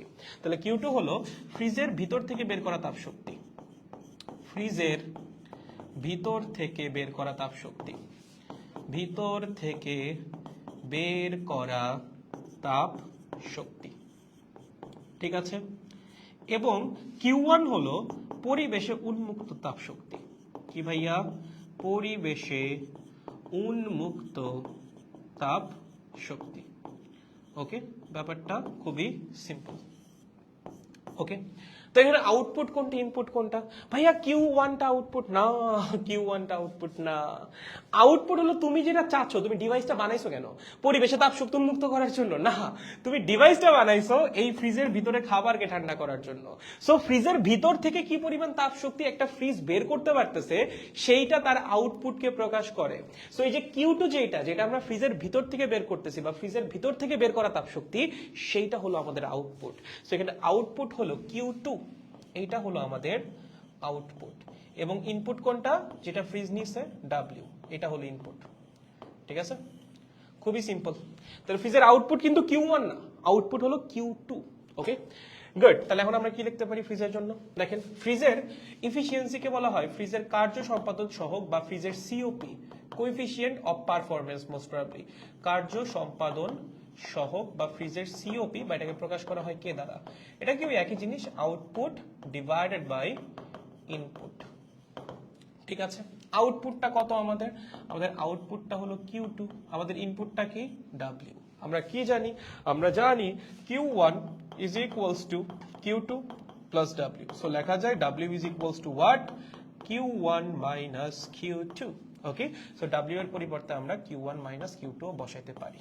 ওকে, সো এইটাই আমাদের ফ্রিজের সিওপি বা কার্য সম্পাদন সহগ বের করার ফর্মুলা, যেখানে Q2টা হলো ফ্রিজের ভিতর থেকে আমরা যে তাপ শক্তিটা বের করছি, Q1টা হলো পরিবেশে যে তাপ শক্তিটা উন্মুক্ত করে দিছি, আর Q2 তো ওইটাই, আর Wটা হলো কৃত কাজ।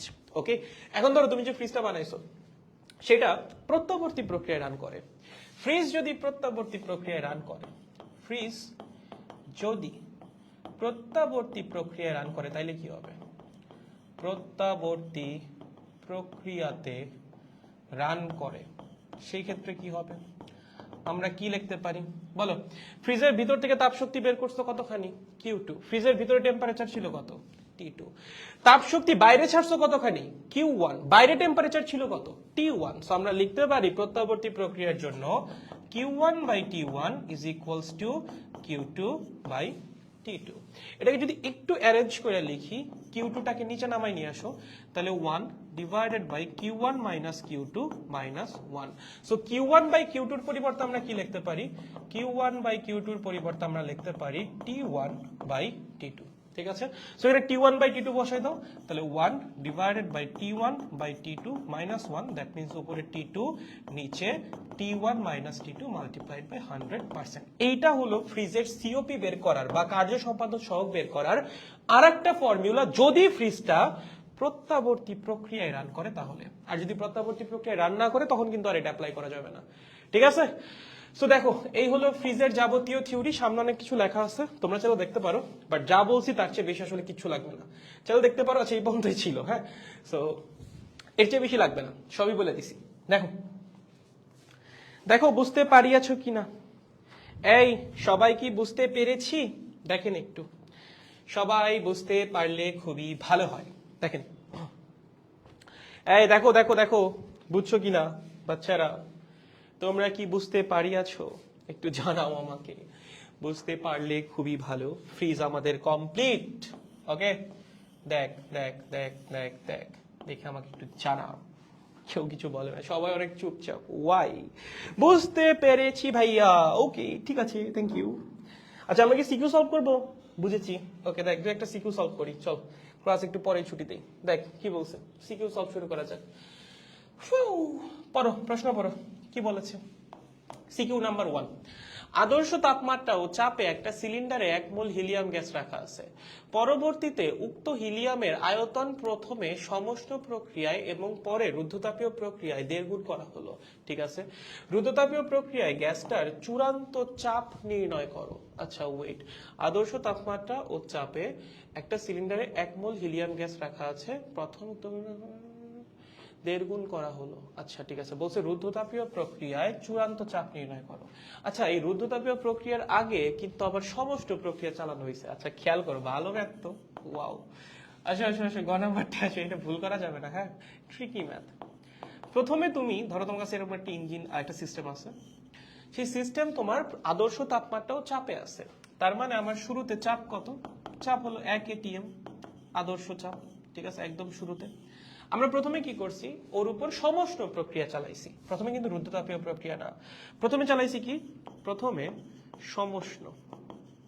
ওকে, সমষ্ণ প্রক্রিয়ায় কি করেছি আমরা? খেয়াল করেন, আয়তন 1.5 গুণ করছি।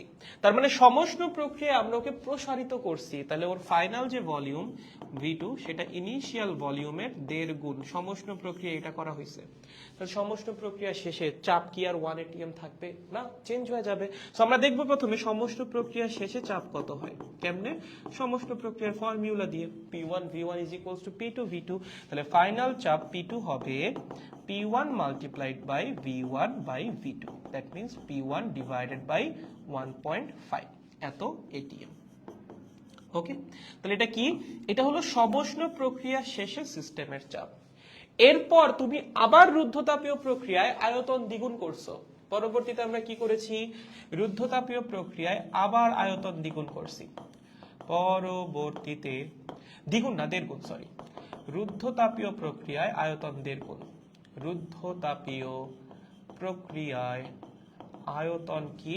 1.5 গুণ, ভলিউম 1.5 গুণ। তাহলে এখন বলো, প্রক্রিয়ার শুরুতে ভলিউম যদি V2 হয়, তাহলে প্রক্রিয়ার শেষে ভলিউম V3 কত হবে? V2 এর 1.5 গুণ, রাইট? ধরো শুরুতে ভলিউম ছিল V2, এই যে এই রুদ্ধতাপীয় প্রক্রিয়ার শুরুতে আমি আয়তনটাকে 1.5 গুণ করছি, তাহলে প্রক্রিয়ার শেষে আয়তন কত হবে? 1.5 গুণ বা 1.5 ইন্টু V2, রাইট? এখন আমার শুরুতে প্রেসার কত ছিল? প্রেসার ছিল P1/1.5 বা 1/1.5। সো আমার রুদ্ধতাপীয় প্রক্রিয়ার শুরুতে প্রেসার ছিল 1/1.5 atm। আমার দেখা লাগবে রুদ্ধতাপীয় প্রক্রিয়া শেষ হওয়ার পর সিস্টেমের ফাইনাল প্রেসার কত, এটাই বের করতে বলছে। এখন এখানে রুদ্ধতাপীয় প্রক্রিয়া আমরা চালাইছি হিলিয়াম গ্যাসের উপর। হিলিয়ামের গামা কত? হিলিয়াম এক পারমাণবিক গ্যাস, ওকে, এক পারমাণবিক গ্যাস, ওর গামা কত হবে? এক পারমাণবিক গ্যাসের গামা কত হয়? 1.67। আপনাকে আয়তনের ব্যাপারে ইনফরমেশন দিয়ে দিছে, চাপের ব্যাপারে ইনফরমেশন বের করতে বলছে। তাহলে আপনি কোন ফর্মুলা অ্যাপ্লাই করবেন? রুদ্ধতাপীয় প্রক্রিয়ায় আয়তন এবং চাপের মধ্যে যে সম্পর্ক সেটা কি ছিল? এই যে PV to the power gamma is equals to constant, that means P2V2 to the power gamma is equals to P3V3 to the power gamma. আবার কি লাগবে? আমার লাগবে ওই P3 টা। তাহলে P3 কত হবে? P3 হবে P2 into V2/V3 to the power gamma. P2 এর মানটা কত? 1/1.5। কত? 1/1.5। V2/V3 কত হবে? V2/V3 ও হবে 1/1.5। গামার ভ্যালু কত? 1.67। ক্যালকুলেট করলেই ফাইনাল প্রেসার চলে আসবে। একদম সহজ, ঠিক আছে? ক্যালকুলেট করলে কি হবে? আমাদের ফাইনাল প্রেসার বের হয়ে যাবে। দেখেন, বুঝতে পারার কথা। সো এখানে প্রথমে সমস্ত প্রক্রিয়া প্রসারণ করা হয়েছে, সেখান থেকে চাপটা বের করতে হবে, দেন আবার রুদ্ধতাপীয় প্রক্রিয়া প্রসারণ করা হয়েছে, দেন ওখান থেকে আপনার একদম ফাইনাল প্রেসারটা বের করতে হবে। মানে দুইটা প্রক্রিয়া হয়েছে, দুইটা প্রক্রিয়ায় চাপের পরিবর্তন আপনার বের করতে হবে, ঠিক আছে? বুঝছি? ওকে, ঘ নাম্বারটাই কি বলছে? উদ্দীপক অনুযায়ী কোন প্রক্রিয়ায় বেশি কাজ সম্পন্ন হয়েছে? টেম্পারেচার দেওয়া ছিল, আচ্ছা শুরুতে আদর্শ তাপমাত্রায় ছিল। ওকে, চলো ঘ নাম্বারটা। তাহলে এখানে প্রক্রিয়া দুইটা, আমাদের দেখা লাগবে কোন প্রক্রিয়ায় কাজ হয়েছে বেশি। তাহলে প্রথমটা হলো সমষ্ণ প্রক্রিয়া। কি প্রক্রিয়া? সমষ্ণ প্রক্রিয়া। সমষ্ণ প্রক্রিয়ায় শুরুতে সিস্টেমের অবস্থা কি ছিল? এই ছিল আমাদের সিস্টেম। এখানে ইনিশিয়াল টেম্পারেচার ছিল প্রমাণ তাপমাত্রা। প্রমাণ তাপমাত্রা মানে কি? 273 কেলভিন, ঠিক আছে? শুরুতে টেম্পারেচারটা ছিল। এখন আমরা কি করছি? ওর আয়তনটাকে 1.5 গুণ করছি সমষ্ণ প্রক্রিয়ায়। তারপর ওর ফাইনাল ভলিউমটা ইনিশিয়াল ভলিউমের 1.5 গুণ, ঠিক আছে? কয় মোল গ্যাস নিয়ে কাজ করছি? 1 মোল গ্যাস। তাহলে বলো তো এই প্রক্রিয়াকৃত কাজ কত হবে? কোনো ব্যাপার এটা বের করা? বলো, সমস্ত প্রক্রিয়াকৃত কাজ হবে nRT1 ln V2/V1। n এর মান 1, r এর মান 8.314, টেম্পারেচার প্রমাণ তাপমাত্রা মানে 273 কেলভিন, এবং ln V2/V1 কত হবে রে? 1.5। বুঝতে পারছিস? সো মানটা ক্যালকুলেট করলেই সমষ্ণ প্রক্রিয়ায় কৃত কাজ বের হয়ে যাবে। একদম সহজ, ওকে? জাস্ট মান বসাবা, ক্যালকুলেট করবা, বের হয়ে যাবে। সো এটা গেল সমষ্ণ প্রক্রিয়ার জন্য। এবার আসো রুদ্ধতাপীয় প্রক্রিয়ায়। দেখো, রুদ্ধতাপীয় প্রক্রিয়ায় তুমি যখন সিস্টেমটাকে প্রসারিত করবা, 1.5 গুণ করবা। তুমি তো এটাই করছো, রাইট? সিস্টেমের আয়তনকে কি করছো? 1.5 গুণ করছো। মানে ফাইনাল আয়তন V3 হলো V2 এর 1.5 গুণ। মানে ধরো রুদ্ধতাপীয় প্রক্রিয়ার শুরুতে সিস্টেমের আয়তন ছিল V2, দেন তুমি সেটাকে প্রসারিত করছো 1.5 গুণ পরিমাণ। তাহলে ফাইনাল আয়তন এখন V3, সেটা কত? 1.5 গুণ ইন্টু V2, ওকে? এখন যখন তুমি রুদ্ধতাপীয় প্রক্রিয়ায় সিস্টেমকে প্রসারিত করবা, তখন তো সিস্টেমের টেম্পারেচারটা সেম থাকবে না। সিস্টেমের টেম্পারেচার কি হয়ে যাবে? অবশ্যই চেঞ্জ হয়ে যাবে। সো আমরা সেই নতুন টেম্পারেচারটা দেখবো, সেই নতুন টেম্পারেচারটা কত, ওকে? সেটা কেমনে বের করবা? খুবই সহজ। তাহলে রুদ্ধতাপীয় প্রক্রিয়ার শুরুতে আমার সিস্টেম ছিল এই, ওকে? তারপর সিস্টেম গেছে এখানে। শুরুতে আয়তন ছিল V2, টেম্পারেচার কিন্তু T1 ছিল, কারণ সমষ্ণ প্রক্রিয়ায় টেম্পারেচার চেঞ্জ হয় নাই, ওকে? টেম্পারেচার আমার 273 কেলভিনই ছিল, সমষ্ণ প্রক্রিয়ায় টেম্পারেচার চেঞ্জ হয় না। পরবর্তীতে আয়তন হয়ে গেছে 1.5 গুণ, ওকে? আমার দেখা লাগবে ফাইনাল টেম্পারেচারটা কত হয়, ওকে? কেমনে বের করবা? আমরা জানি টি আর ভি এর মধ্যে সম্পর্ক কি ছিল? T1 V2 to the power gamma minus 1, T2 V3 to the power gamma minus 1। সহজ, মানে T V to the power gamma minus 1 is equals to constant, ওইখান থেকে লিখছি। সো এখান থেকে আমরা ফাইনাল টেম্পারেচার বের করব। T2 is equals to T1 multiplied by V2/V3 to the power gamma minus 1, okay? গামার ভ্যালু 1.67, কারণ হিলিয়াম গ্যাস নিয়ে কাজ করতেছি। ইনিশিয়াল টেম্পারেচার 273, V2/V3 কত হবে? 1/1.5 মোস্ট প্রবাবলি। গামার মান 1.67 মাইনাস 1, ঠিক আছে? সো এখান থেকে আমাদের রুদ্ধতাপীয় প্রক্রিয়া শেষে সিস্টেমের ফাইনাল টেম্পারেচারটা বের হবে। যদি ফাইনাল টেম্পারেচার বের হয়ে যায়, তারপর আর কোনো প্যারা নাই। রুদ্ধতাপীয় প্রক্রিয়াকৃত কাজ W2 is equals to NR divided by 1 minus gamma initial temperature minus final temperature, ঠিক আছে, 1 মোল গ্যাস নিয়ে কাজ করছি, আর এর মান 8.314, 1 মাইনাস গামার মান কত রে 1.67, T1 এর মান ছিল 273, T2 এর মানটা এই যে আমাদের এখান থেকে বের হবে। বসাই দিলেই তুমি রুদ্ধতাপীয় প্রক্রিয়ায় কৃত কাজ পেয়ে যাবা। দেন তুমি কম্পেয়ার করবা কোন কৃত কাজটা বেশি কোন কৃত কাজটা কম, তারপর লিখে দিবা, শেষ। দেখো বুঝছো কিনা, এই বুঝছো? আরে জুই অ্যান্সার বের করে ফেলছে, ঠিক আছে, গুড। হ্যাঁ, কত আসছে 208.05 না? হ্যাঁ, গুড, ঠিক আছে। দেখেন সবাই বুঝতে পারিয়াছেন? সবাই কি এটা বুঝতে পেরেছি কিনা দেখো, বুঝতে পারলে ভালো, আমরা পরবর্তী সিকিউতে যাব যদি এটা বুঝতে পারি। ওকে, এটা কিন্তু 22-এ আসা কোয়েশ্চেন এইচএসসি তে, সো ইম্পর্টেন্ট। সবাই বুঝছি? চলো সামনে আগানো যাক, বুঝার কথা, জাস্ট স্টেপ ওয়াইজ সলিউশন, আর কিছু না। নেক্সট, এটা কি বলছে দেখো, একজন ফুটবলার অনুশীলন করার সময় হঠাৎ লক্ষ্য করলো যে ফুটবলটি ফেটে বাতাস বের হচ্ছে। ওকে, সে আরো লক্ষ্য করলো যে ফুটবল থেকে যে বাতাস বের হচ্ছে তা পারিপার্শ্বিকের তুলনায় উষ্ণ। ফুটবলের অভ্যন্তরস্থ বায়ুর তাপমাত্রা 27 ডিগ্রি সেলসিয়াস, বায়ুর চাপ 2 ATM, বায়ুর আয়তন 1 মিটার কিউব এবং গামার মান 1.4 ছিল। ঠিক আছে, প্রশ্ন করছে কি ফুটবল থেকে নির্গত বায়ুর চূড়ান্ত আয়তন কত? ওকে, ভেরি গুড কোয়েশ্চেন। ওকে, গ নম্বরে আসো। প্রথম কথা, এখানে যে প্রক্রিয়াটা ঘটতেছে সেটা কি প্রক্রিয়া লেখা আছে, হঠাৎ করে লক্ষ্য করলো যে ফুটবলটা ফেটে গেছে, ফেটে বাতাস বের হচ্ছে। একটা ফুটবল ফেটে কি আস্তে আস্তে বাতাস বের হয় নাকি ভাই? না, এটা একটা আকস্মিক প্রক্রিয়া। তো যে কোনো আকস্মিক প্রক্রিয়াই রুদ্ধতাপীয় প্রক্রিয়া। তো আপনার এখানে উদ্দীপক পরে বোঝা লাগবে রুদ্ধতাপীয় প্রক্রিয়ার কথা বলা হয়েছে। ঠিক আছে, ওকে। সো আমাদের চূড়ান্ত আয়তন বের করতে বলছে। ইনিশিয়াল আয়তন কত ছিল? ইনিশিয়াল আয়তন ছিল 1 মিটার কিউব। ঠিক আছে, আর কিছু বলা আছে?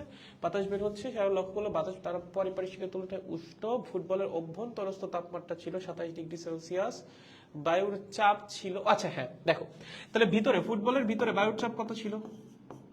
2 ATM, রাইট? ফুটবলের ভিতরে বাতাসের আয়তন ছিল 1 মিটার কিউব এবং বাতাসের চাপ ছিল কত? 2 ATM। যখন এই বাতাসটা পরিবেশে আসবে তখন সেই বাতাসের চাপ কি হবে? বায়ুর চাপের সমান হবে, তাই না? যখন তুমি বাতাসকে পরিবেশের মধ্যে উন্মুক্ত করে দিবা, যখন ফুটবলের ভিতরে ছিল তখন তো প্রেসারাইজড ছিল, যখন সেটা উন্মুক্ত হয়ে পরিবেশে আসলো তখন তার চাপ কি হবে? পরিবেশের চাপের সমান হবে। দ্যাট মিনস বাতাসটা ফেটে বের হওয়ার পরে ওর ফাইনাল প্রেসার হবে পরিবেশের চাপ 1 ATM এর সমান। আমাদের দেখা লাগবে ওর ফাইনাল আয়তন কত হচ্ছে, মানে V2 is equals to what? কেমনে বের করবা? খুবই সহজ, রুদ্ধতাপীয় প্রক্রিয়ায় চাপ এবং আয়তনের মধ্যে সম্পর্ক P1 V1 to the power gamma is equals to P2 V2 to the power gamma। So আমাদের লাগবে ফাইনাল আয়তন, তাহলে আমরা কি লিখতে পারি? হ্যাঁ, P1 সরি আমাদের লাগবে ফাইনাল আয়তন V2 to the power gamma is equals to P1 by P2 into V1 to the power gamma। So এখান থেকে V2 is equals to what? V2 is equals to P1 by P2 to the power 1 by gamma into V1। ঠিক আছে, মানে gamma দিয়ে root করে দিছে, আর কিছু না। তাহলে P1 আর P2 এর মান তুমি জানো, P1 এর মান কত? 2। ওকে, P2 এর মান কত?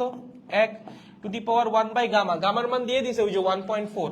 ঠিক আছে, আর আয়তন শুরুতে কত ছিল রে? শুরুতে ছিল 1 মিটার কিউব। সো বসাইলেই ফাইনাল আয়তন বের হয়ে যাবে।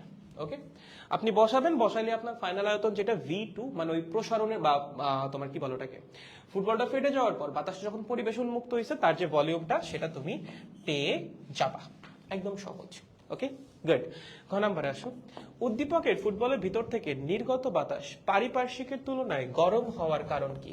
দেখো, এটা খুব সহজ, তুমি ওর ফাইনাল টেম্পারেচারটা বের করলেই হয়ে যাবে। খুবই সহজ ম্যাথ হয়ে গেছে এটা।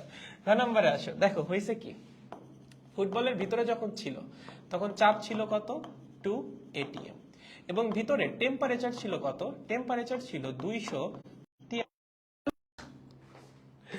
অলমোস্ট চলে গেছিল। দেখ তো কত আসে এটা, এটা কত আসে? ফাইনাল টেম্পারেচারটা কত আসে? মানে এই যে এখানে তোমার কি লাগবে? ফাইনাল টেম্পারেচার বের করা লাগবে, রাইট? মানে তোমার যখন বাতাসটা বের হইলো ফুটবলটা ফেটে যাওয়ার পর, বের হওয়ার পর ওর ফাইনাল টেম্পারেচার কত হচ্ছে সেটা তোমার দেখানো লাগবে। দেখো ফাইনাল টেম্পারেচারটা কত আসে একটু বলো আমাকে। হ্যাঁ হ্যাঁ ঠিক আছে, এখন দেখো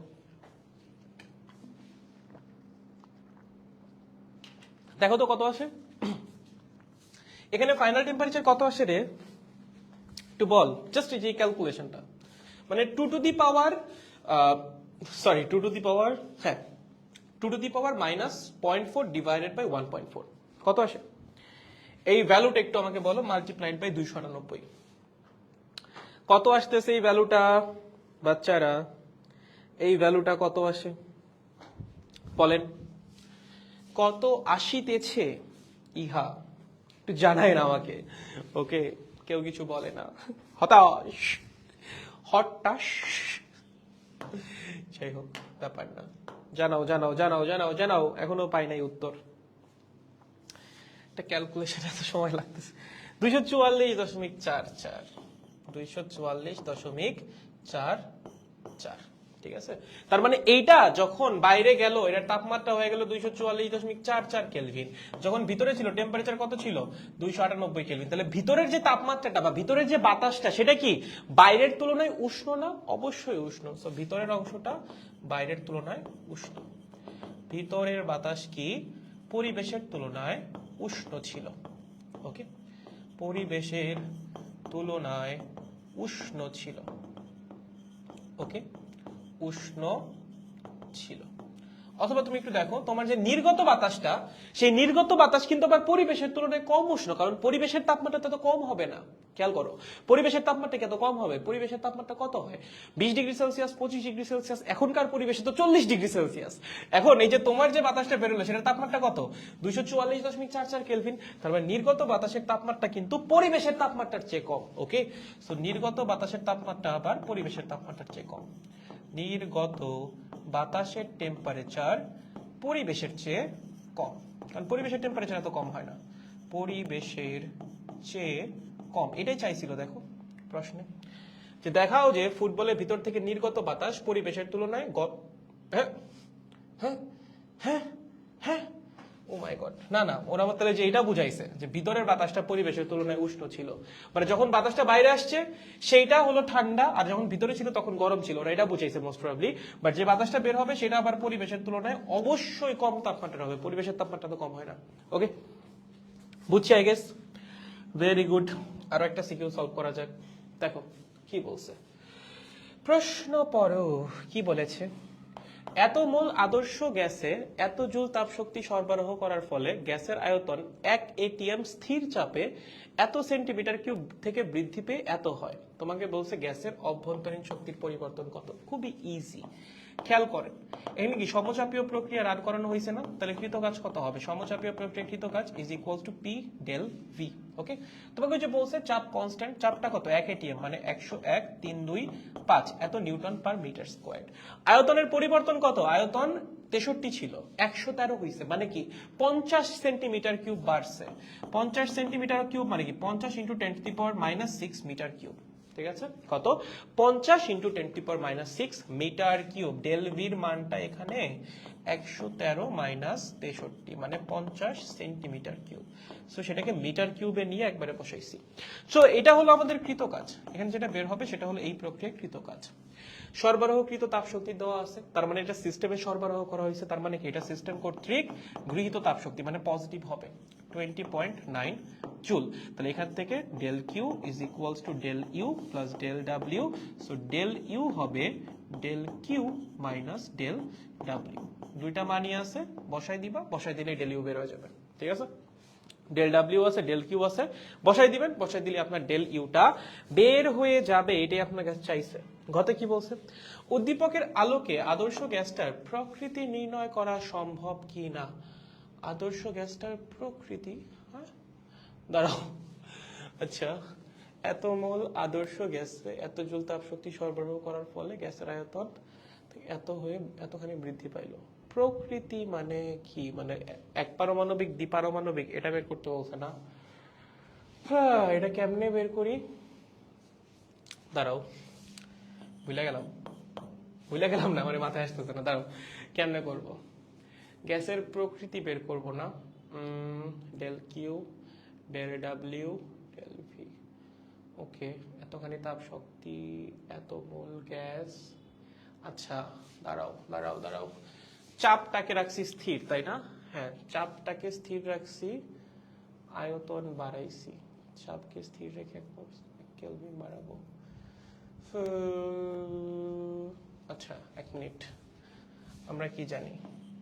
del Q is equals to, আচ্ছা সিপি মানে কি? সিপি মানে হলো এক মানের জন্য, হ্যাঁ তার মানে হলো এন সিপি ডেল টি, এটা হলো ডেল কিউ, ঠিক আছে।